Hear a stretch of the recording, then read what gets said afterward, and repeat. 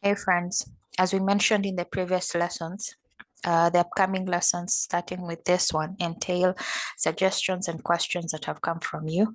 So in this lesson, we'll look at how to import data from a REST API to the Isar database. We'll use certain features like DO HTTP client to handle HTTP requests and responses, and the logger package to log our information. All right, let's head over to our project. To access the latest source files for this tutorial, head over to the Isar Flutter tutorial repository. I'll leave the link down below. So first things first, we'll create a file called http service.dat, and we'll create our class http service.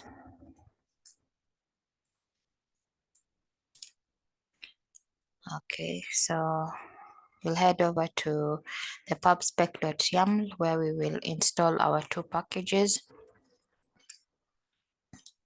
which is the DO version 4.0.6 and the logger, which is 1.1.0. Great.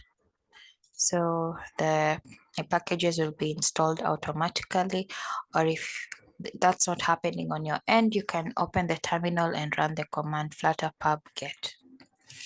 Okay, back to our class. So in our class, which will handle the HTTP requests and responses, we'll be using the DO package. The DO package is a HTTP client. You can also use a HTTP package if that's what you have or that's what you're familiar with. Either way, at the end of the day, we'll be able to understand how to import data from a REST API and import it to an Isar database. So we'll come here and import package DO.dat. Then we'll get into our class and create an instance of DO. We just define it first. This is this will be the instance of the DO that we're going to be using within the project. Then we're going to create a simple function to configure this instance. We'll call that function init. Then I'll give it a data type of future, HTTP service, and then pass it an argument of base options.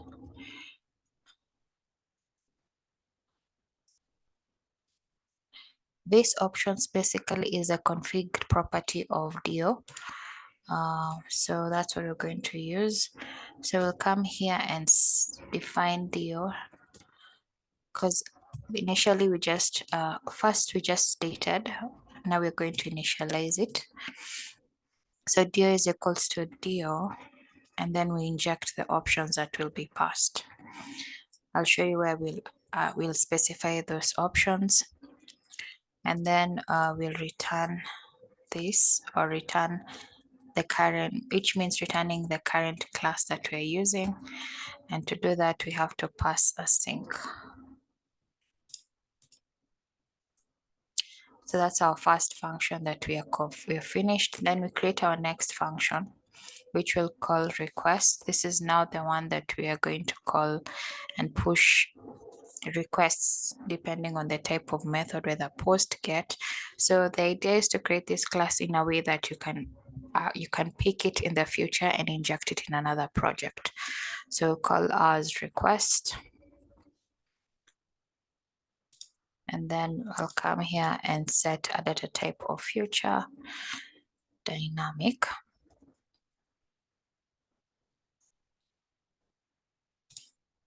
And then we'll pass some arguments inside here. So what we want is the endpoint, the base URL.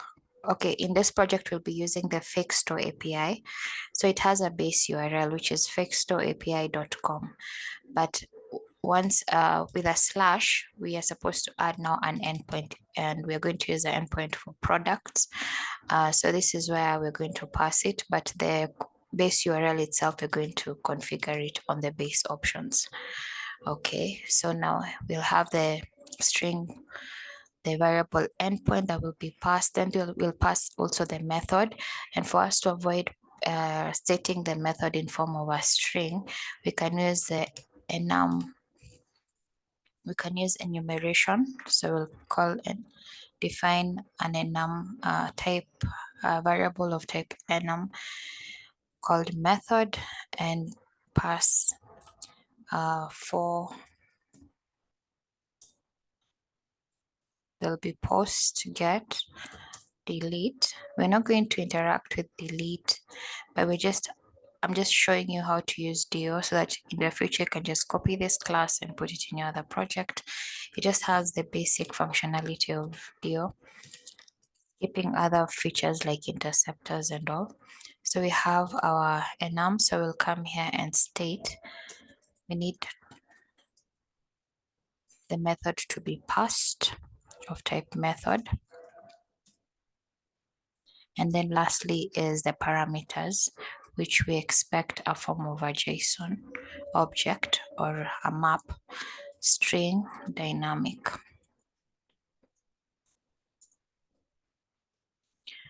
But now these two items will set it as a must by stating required and required. I will set this one as optional. Great. So let's get to our project. Now inside our project, we're going to have a wait operations going on. So we have to wait for them. So we'll set this function of ours to async. And then we come here and the idea is to pass one argument or one parameter in this request, sorry. So we'll set it as that. That was a mistake on my part. So we'll be passing one argument that returns a form of a JSON object or a map, where you set the endpoint, you set the method, and it's optional to set the params. So inside here, we'll define response. And this response is the one that will hold the response that will be returned from the API. Then we're going to now create a try catch method.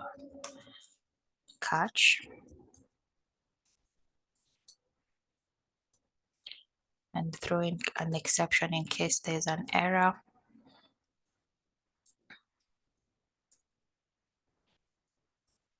Something went wrong. Okay, so inside our try, let's now work on our request method. So we want to handle first the one that is necessary for us, which is, since we're importing data from an API and we're expecting data from the API, we will use the method get. So let's start with get first. So we say if method is equals to method.get. Sorry. We set our response to await DO, the instance that we created, dot get.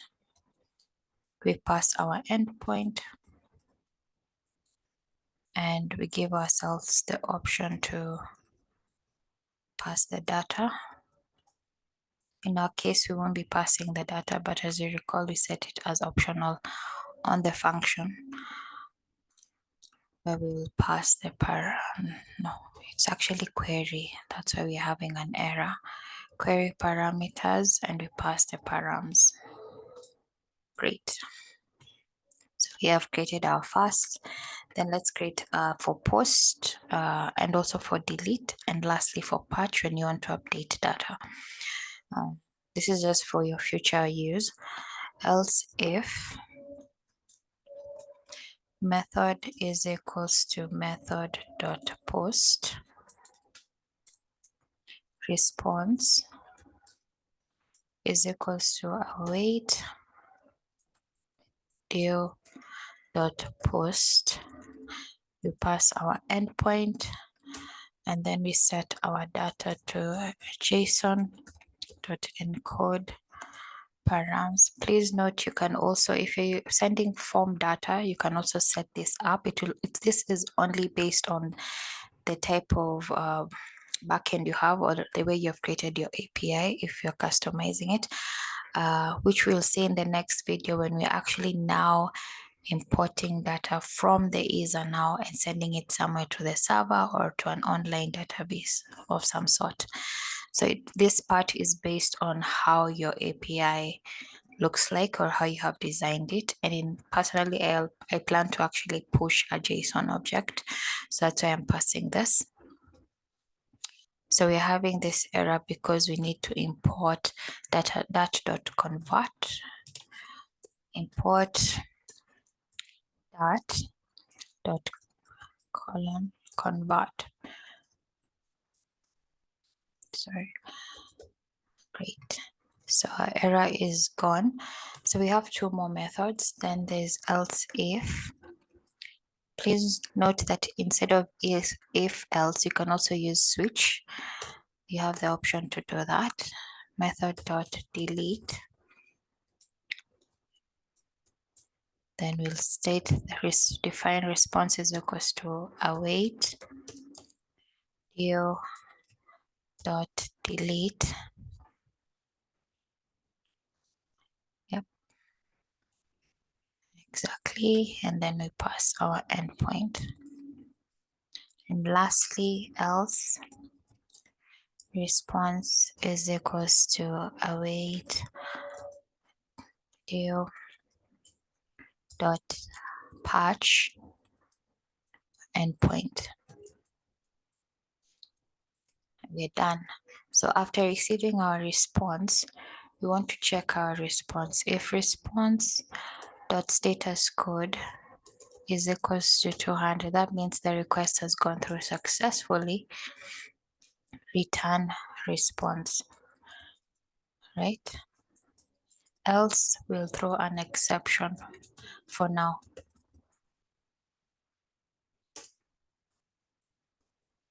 We throw an exception stating that something went wrong. And just like that, we have finished our HTTP service class, and basically that's the only information we'll work with now. So the next thing is we're going to create a collection called product that will define the model of the data we'll receive from our requests. So if you check on Fixstore API, first let me create a file called product.dat. If you go to your browser and search fixstoreapi.com/products, you'll get a list of products, and inside that list, it holds a list of objects, and each object represents information of a product. So in that, with using that, one of the objects, you're able to find the attributes of each product, and that's what we're going to use to create this collection. Okay, so let me delete this, and we'll start by creating our class. So our class product. All right. So if you recall, in our previous lesson when we were learning about. I can't make a phone call with your iPad. When we were learning about collections, for Isar to identify this class as a collection, we need to add the annotation collection, right? And for that, we need to import Isar here. Import package Isar dot. So next thing, we're going now to define the attributes that we're going to use. So first we have the ID, which holds a type of ID. Next we have, sorry. Okay, we are good. Next we have the next attribute is title, which will hold a type string. In our previous lesson, if you recall, we were using late to, instead of the question mark, you can either use late or you can use the question mark so that you can define but not initialize the variables yet. Next we have price, which we'll set into double price. Then we have description, string, description. Then we have category.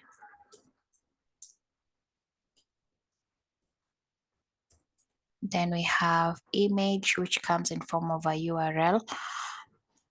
So we'll set it as string. And lastly, we have another object inside an object. It's more of like a nested object.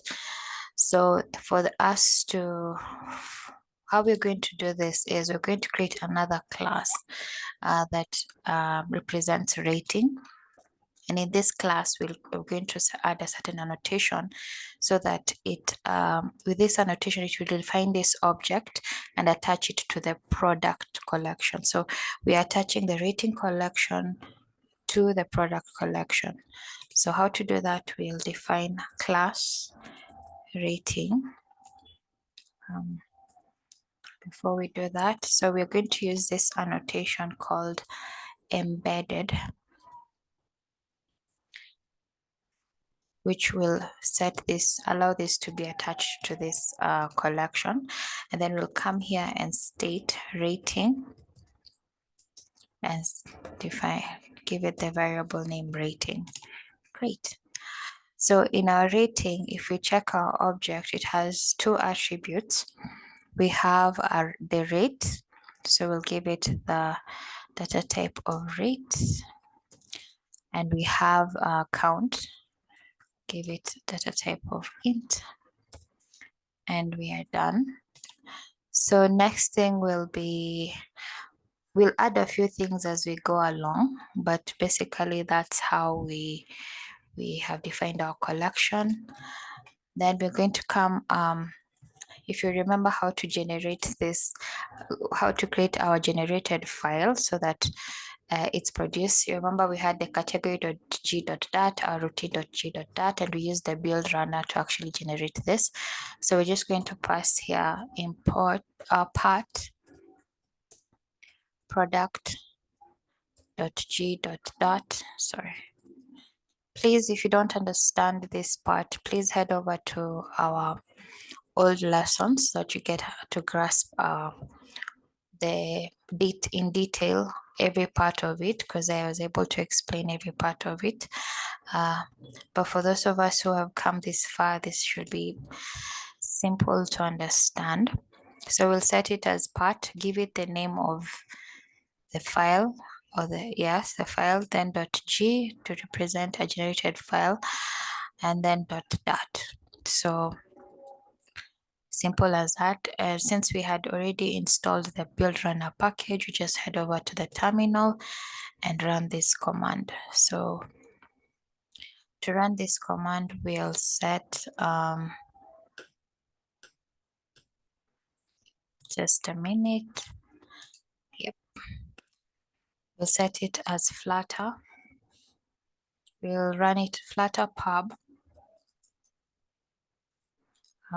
run build runner build. Let's hope we won't get any errors. Let's see.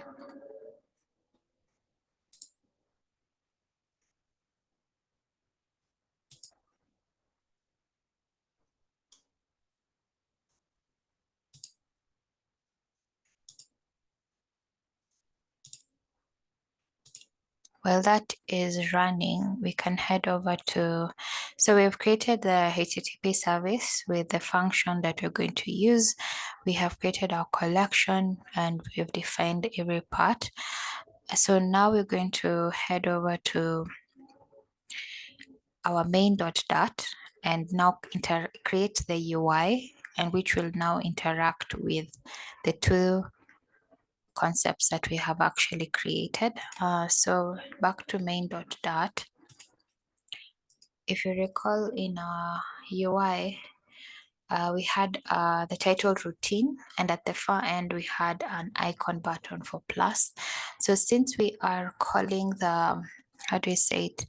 We're importing data from an external source. We're going to use an arrow that shows download, so that when you click that, we want to be able to get the information, and it will be stored on the Isar database, and automatically the app will read from the Isar database.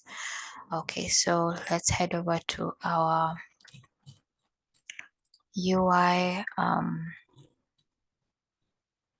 Let's see. So in our actions, I'm going to add another action for an icon button. As you can see, our command has run successfully, and we have our product.g.dat. Please don't touch that. So we're done with the two tasks. So now let's proceed. We create an icon button, set an on-pressed, on-pressed. We'll come and set it up. And then now we come and set the icon that we want to use. Const icon, icons dot down. Not sure if that icon, let's see.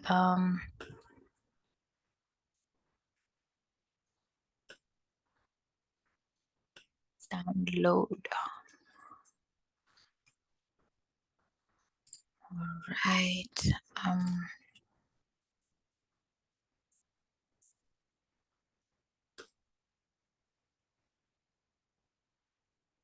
So we have our download. Let me show you how it looks. As you can see, we have our routine. This is our plus. If you recall how we interacted with this, now we have created a new icon button for download, and when we click on this, it's supposed to perform a few functions, and that's what we're going to go and work on right now. All right, back to our code.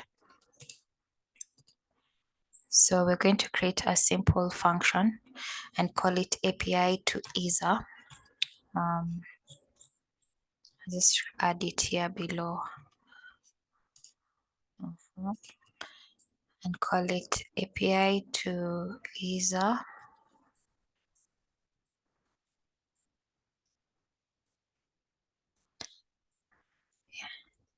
And inside here, it's where we're going to use the HTTP service to get the data, and then we're going to write the data on the Isar database first.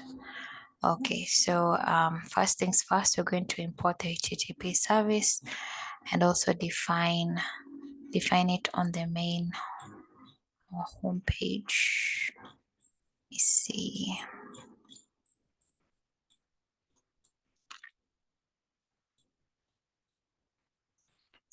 Right here.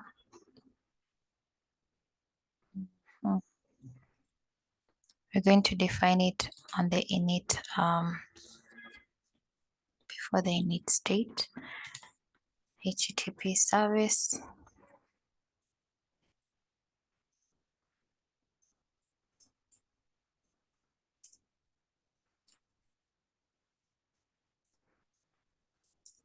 Is equals to HTTP service. Done.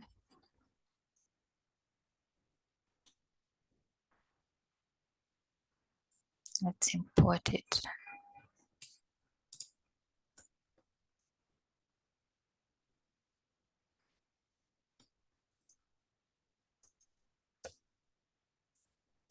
Routine app.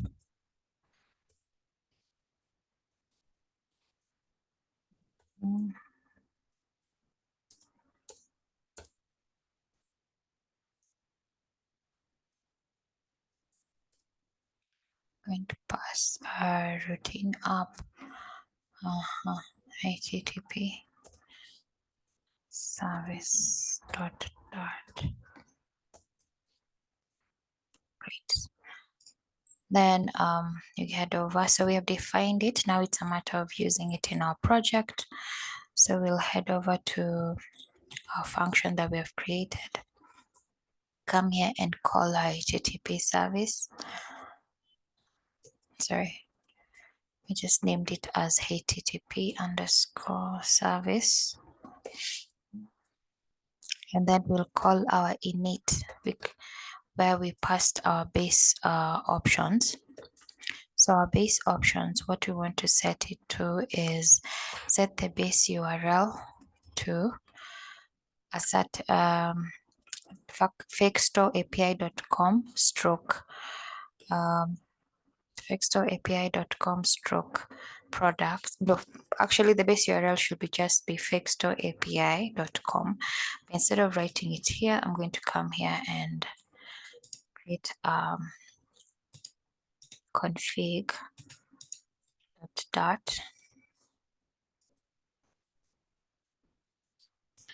and just say const base URL is equals to, let's see, let's confirm the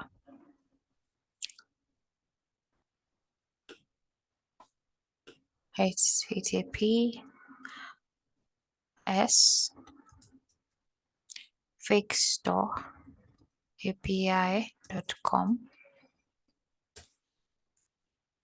So we'll set it here, then we just come and use it over here. Base URL. You can either, if it can import for us, yes. I set it as cc config. My intention was to call it only config. And we can just proceed, and then we have, other than the base URL, we'll also set the content type and set it to application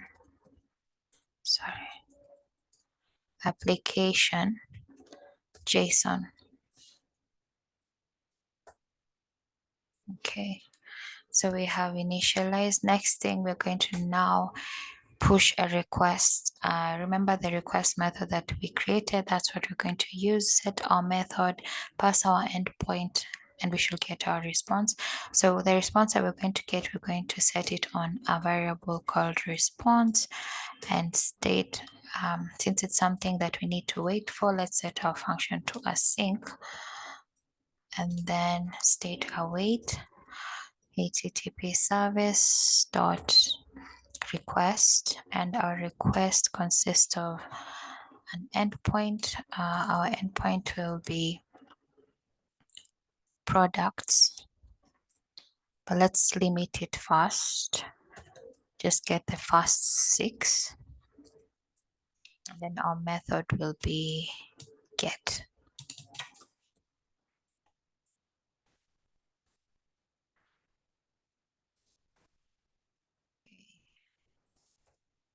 That's done. Now we have our response. So what next? So the response that we're getting here will be, we'll need to format it in a way that we'll be able to, how do I say it? Whatever we're getting here, we just want to cast it to a certain type or data type so that we don't have any conflict when we're inserting in the Isar. So in short, what that means is we're going to cast the object or the array that we're going to get into a list, and that list will contain a map of type string dynamic. Let me show you how that will go, how we'll do that. So we'll define a variable of data type list map string dynamic. So we are casting whatever is coming in, we are casting it to resemble this data type is equals to products. So we are saying this response dot data we're taking it as a list because it does come as an array. By that, we define it as a list. So map it and pick every item. Pick every item. Sorry. And in each item, cast it to type map string dynamic.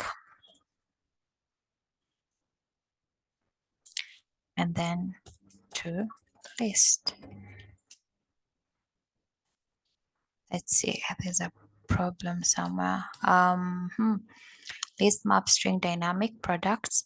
So we pick the response as list dot map item, pass it map string dynamic.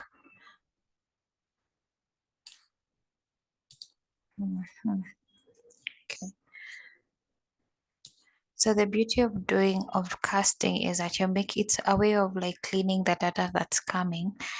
And once you've cleaned it, you're able to, it makes it easier for you to write on the database because it's expecting a particular type of data type. So there won't be any conflict where a certain type of data comes in and causes some errors. So we're just casting it earlier on before now we write it. So our data will be, so if you remember, this is a list. The map string dynamic refers to one product, or the one object, defining a product alone and its attributes. So it is a string, and then we set this as dynamic to give room to whichever type, because if you remember our product, we have different types of data types, but at the end of the day, the key is actually in form of string, and all this is inside the list. Okay, so once we have done our casting, or more of like cleaning up, now let's push this data to our Isar database. And how to do that, we state await. We have our widget.isar.product.widget.isar, then we write our transaction. Then inside here, we're going to set a sync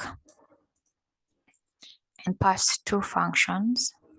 Two functions. The first one is I want to first clean whatever is in the in the products collection before I input whatever is actually coming from the API. So how to do that is I'll state await widget.isar.products.clear. So we're clearing everything first before we now input whatever we're receiving from the backend. Okay, so to do that, let's import it. Okay. Then after that, after we have cleared, now let's input the new data. So to do that, you just say await widget.isar.products.import JSON, and we pass the products. And just like that, we are done. Now that, what we've basically done, we have received, until here, we have received data from the REST API, and then we have cast it to a certain type. Then we've just written it to the Isar database straight. So even if we go to our screen, you won't see the products yet. And that's the next step we are heading to. So for us to do that, we'll create some UI code, and this UI code will have a feature builder. So let's just we can add it somewhere. There's a bottom navigation. Let's add it under this. Let's create another feature builder. future builder. But this time it expects a list of products. So the list product.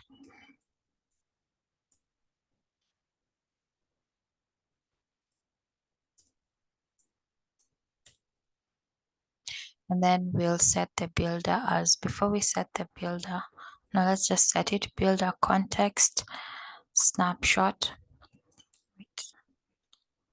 Before we set the builder, we'll first set future, and we're going to be calling a function called generate products. We haven't created it yet. We'll do that. So there'll be an error. Next, we're going to set the builder context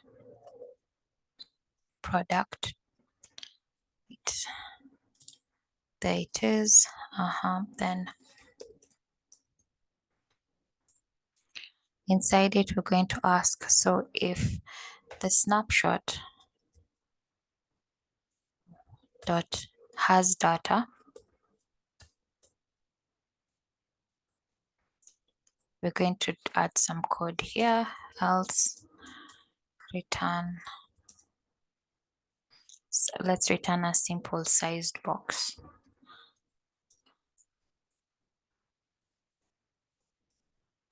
Okay, once that is done, now let's get in here.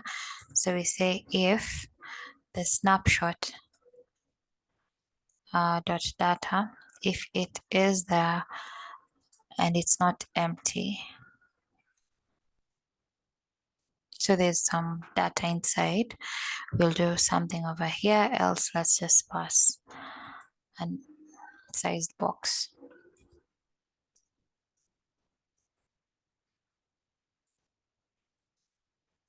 Okay, so let's get back inside here, and now let's create our UI. So what we want is to create a grid view that holds 2 items in every row. So we'll return grid view and set its count.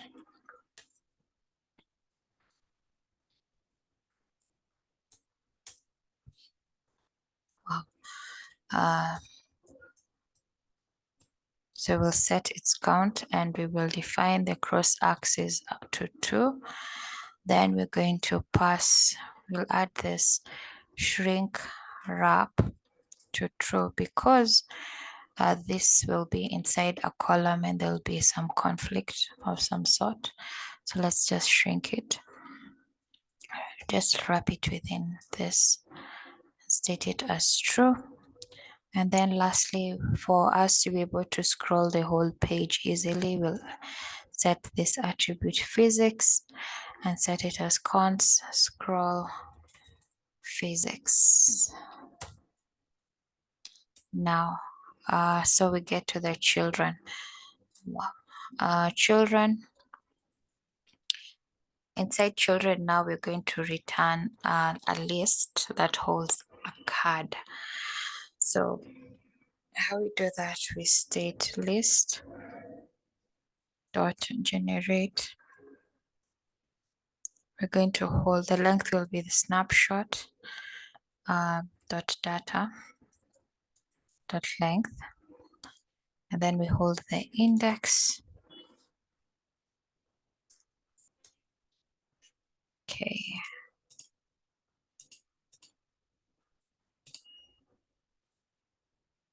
Then inside here, we're going to return a card. Let's see, snapshot dot data dot length list dot generate.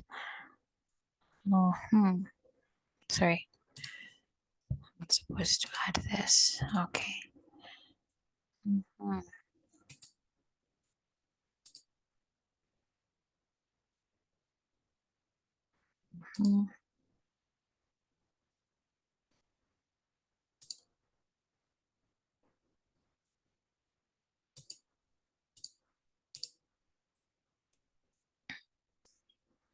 So in this card, we're going to add 2 properties of the product. We don't need to add everything.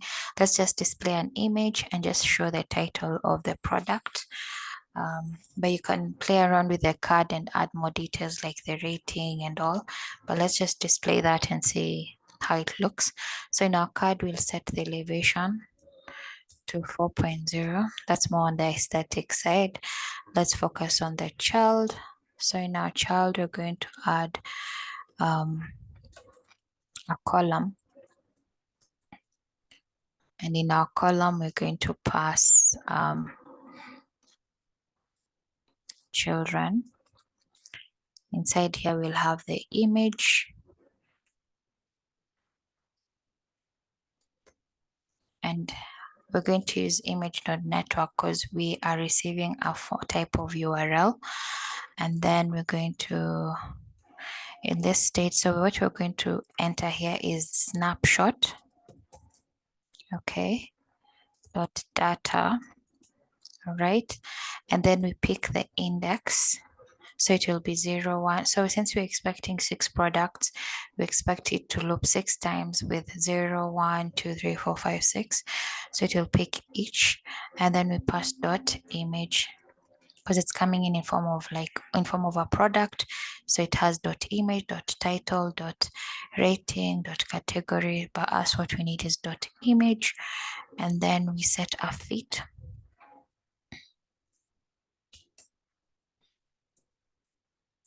Let's just fit it in. Dot fit height. But we'll continue with the aesthetics. The next child will be the text, which will hold the title. So our text will have snapshot. We'll just do the same thing. Dot data. Index. Dot title. Right? Great. And then now we can add let's add this. Then we can add the last thing, which is just a simple button just to make it look functional, but that won't do anything right now. Then the child will hold a text that says view, const text view. Great.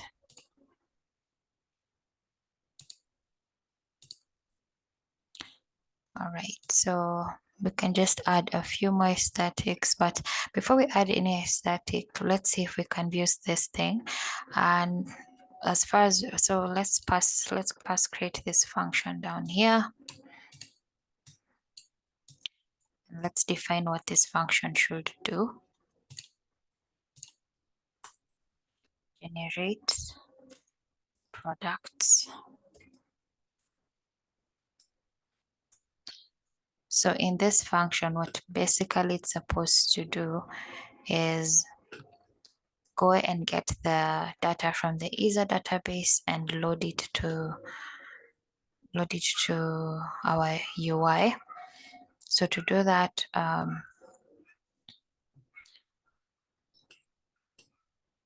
you're going to call the widget.isar.products, and since we're expecting a list, we'll set it to a list product. And since that's the case, we're going to set this to list product. And there's an await feature. Let's just pass this.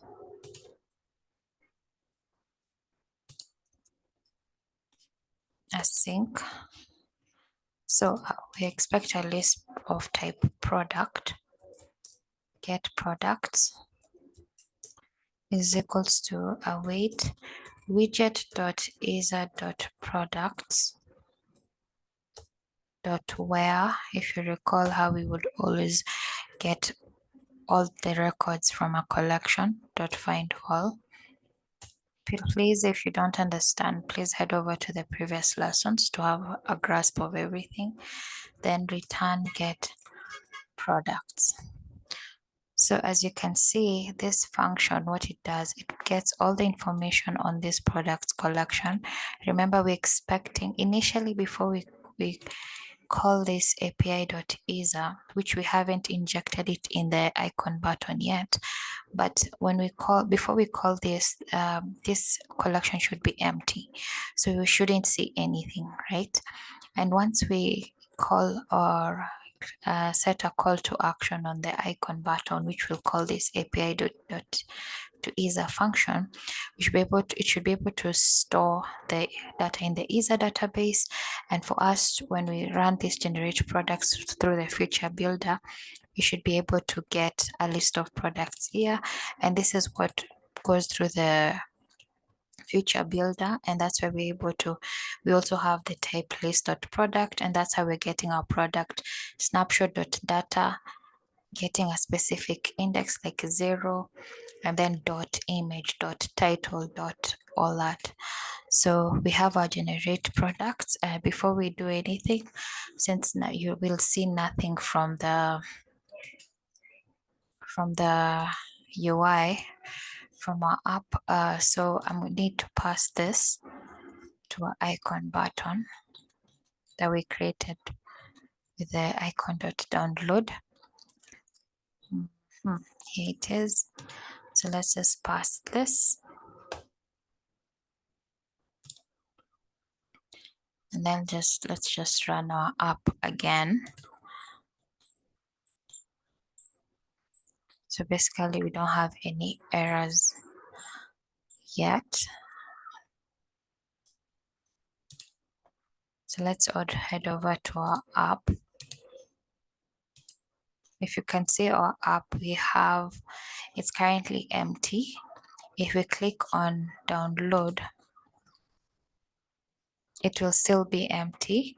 So what we're going to do is, the data has been collected, but we haven't done like a set state. There's no future builder reruns when there's a change in state. So let's try something here. So we expect data to have been stored, but let's just try something. So whenever the data has been loaded, we just need to pass set state. Is it here? Somewhere we're supposed to pass set state. Yeah, I think it's here, without passing anything.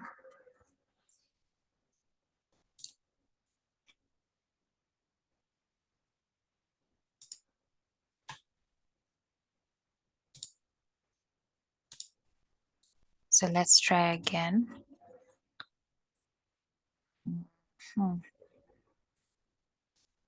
Okay, maybe there's an error somewhere. Let's see.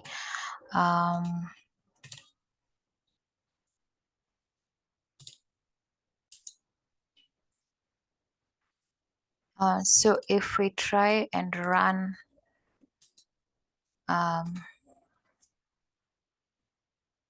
click on this, we're getting an error. And the reason for this error is because there's something very important that we didn't do when we're creating our collections. So this category product.g.dat comes with the name product.schema. We're supposed to add it on main.dat at the top. When Isar.open, it expects an array of schemas that you've created. We need to add that so that to prevent this error, because the error is talking about unhandled exception null check operation used on a null value. This happens because when you come here, you find that we are calling this widget.isar.products, but we haven't added it, so it can't be found. So if we save this and run it again,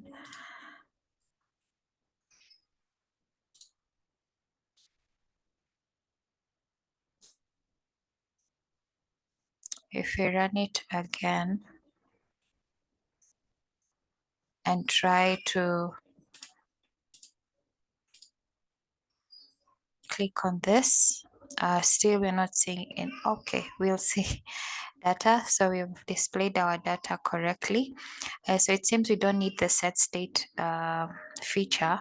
Let me show you. I had considered on adding that, but it seems we don't need it because I commented it out. So as you can see, our code, our UI kind of looks off. So let's try and add some aesthetics and we review what we have just done. So we go back.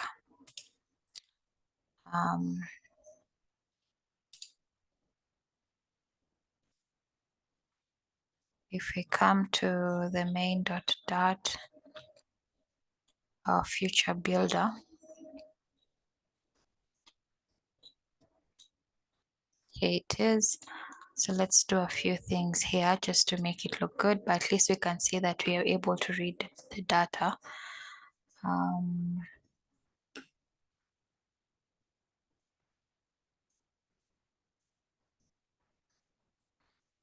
So we set the elevation to 4.0. So we have our column here, the image. So our image we'll put it inside a size box. And then set the width to media query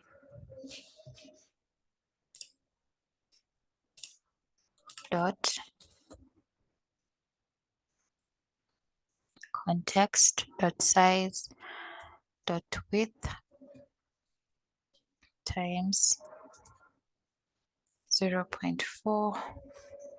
Then our height, let's set it to 90.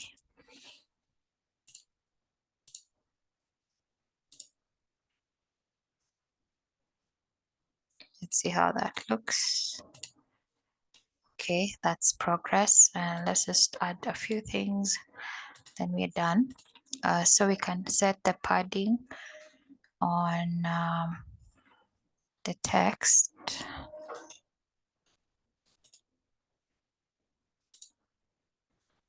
And set const edge insets dot only top 5.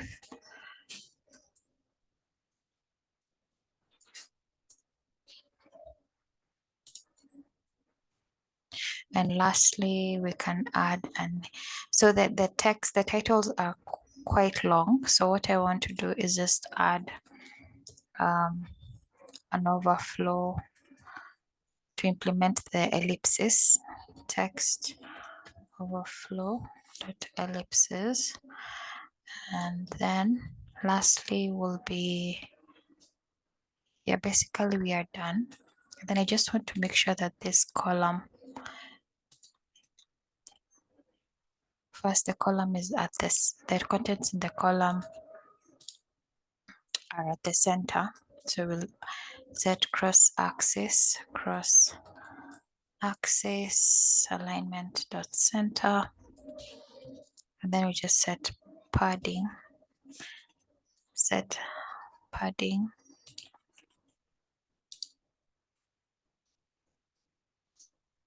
8.0. So let's run that and see.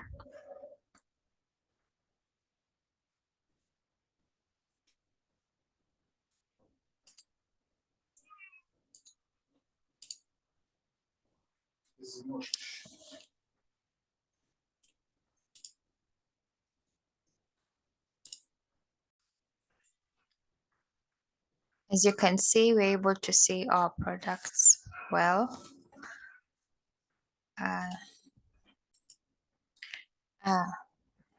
So all we have done, I think now that we can see the result, we are able to view our 6 products, and this data is coming from the Isar database itself, not directly from the API. So what we did, if we can go back to our code,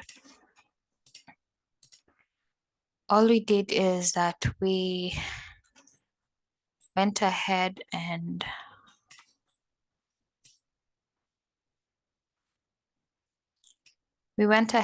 sent a request to the REST API and received some form of data. Then we cast it to blend in with what our collection expects. Then we added this data to our Isar database. That is importing, right? We imported data from the REST API to our Isar. So whatever the application itself is reading, the data that it's reading from the Isar itself, not from the REST API. Then that's where our function here comes in. So it's just reading from the Isar, from the products collection itself. I really, I really hope you enjoyed this lesson, and I hope it wasn't too long. I hope you're able to see how you can actually import data from any external API and be able to import it just by using the import JSON. When it comes to like getting a type of, depending on the type of data that you're receiving, and as you can see, we were able to like cast whatever is coming in and set it to the way we would want it to be, so that you can be able to import it using the import JSON. So I hope this really helped, and in the next lesson we're going to see how we actually get the data. Now we get data from the Isar products and push it either to an API, an external API, and be able to manipulate it on the back end or on a server side and be able to sync it. Then you can actually use the data to sync it to an online database or interact with it on the server side.